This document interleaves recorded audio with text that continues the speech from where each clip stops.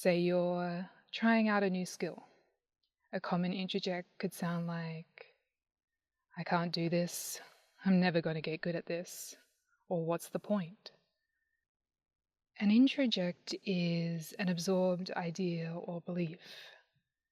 You can think of an introject like an audio file that exists in your subconscious, right on the threshold of your conscious awareness. It's usually when you're considering moving towards something that matters to you, or when you're in the process of breaking repeating cycles that they tend to appear.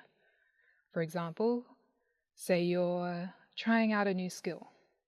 A common introject could sound like, I can't do this, I'm never going to get good at this, or what's the point? It could sound like a parent or a loved one, or even just someone you once knew saying, that's not going to work, or what do you think you're doing? Introjects have different tones and intentions and sources. Some are useful for keeping you safe. Some once kept you safe, but now slow down your progress. Some are good, like the voice of someone you love and respect telling you to just keep going. Some have happy connotations, and some are so familiar that we think that's what we sound like. Looking at introjects is a discovery. Like an archaeologist would explore unknown territory, you become aware of something. You look around, explore a few different angles, and venture further if it's safe. Sometimes you may need professional assistance and support for this kind of self-inquiry, and sometimes not. The thing to remember about introjects is often we think this is us, a part of us, our own voice because we hear it in our own minds, or the memory is so close to us and so personal that it feels like us. But an introject is often projected toward us from outside of us. We just replay it. To interrupt the influence of introjects, it's about doing what you can to make it more conscious. Introjects are on the periphery of your awareness, so they're subconscious and just out of view.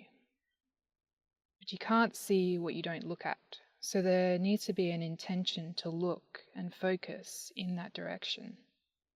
Ask yourself, when you're on the precipice of something new or entering into a new growth opportunity phase, what exactly do you hear? What are the exact words? You might like to pause this video now to see what comes up. Out of curiosity, just notice what presents. Create distance from introjects by getting to the facts. What exactly is heard and said? Is anyone associated with this phrasing? Create space around it so you can see the bits and pieces. There's no force required. Just like you're watching a show on the screen of your mind, notice. Getting to the root cause can be useful and powerful, but it's not always the sole objective and not always needed to diffuse a pattern. Confirmation about origins can sometimes elude you, and that's okay. Occasionally you might get an insight or a glimpse like, oh, it started here, or, it's because of this, but not always. You may just recognize it as a soundbite on repeat for years until a connection is made. Introjects can be that innocuous. It could be an innocent phrase you overheard incorrectly on a school bus once, and that's enough to leave an imprint. But as you witness the facts, what are the exact words? What's the tone? Who does it sound like?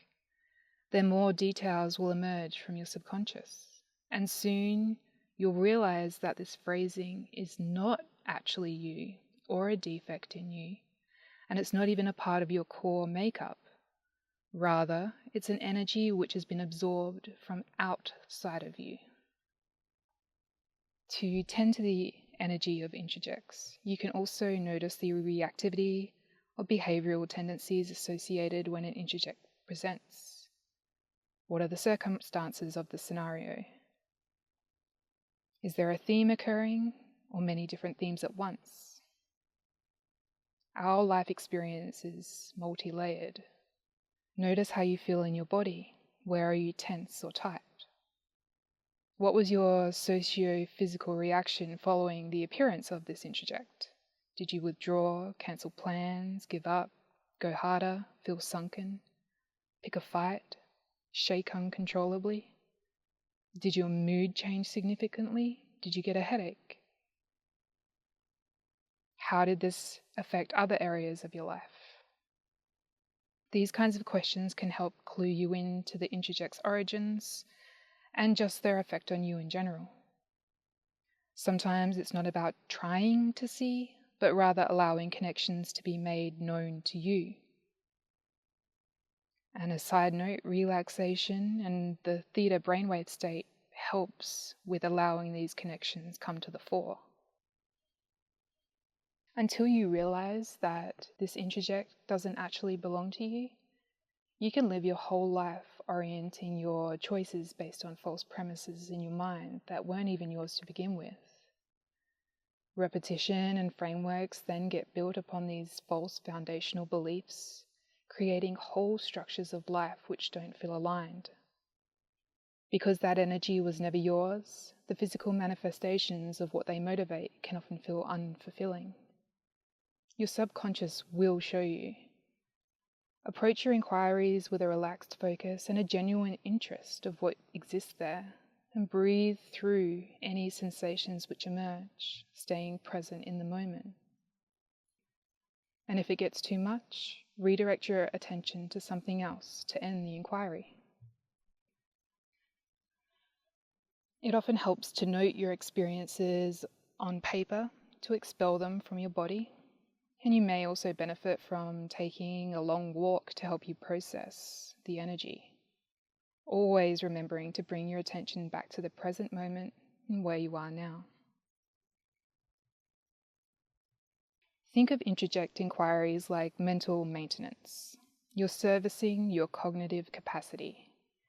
If there's an annoying sound that occurs every time you're on the way somewhere good, wouldn't you want to make an inquiry as to whether you can do something about that? It's certainly a new skill, but there's no right or wrong way to do it. And a lot of self-trust can be built along the way as a byproduct of making these inquiries. Work through introjects as they appear, as you remember, and as you have capacity for it.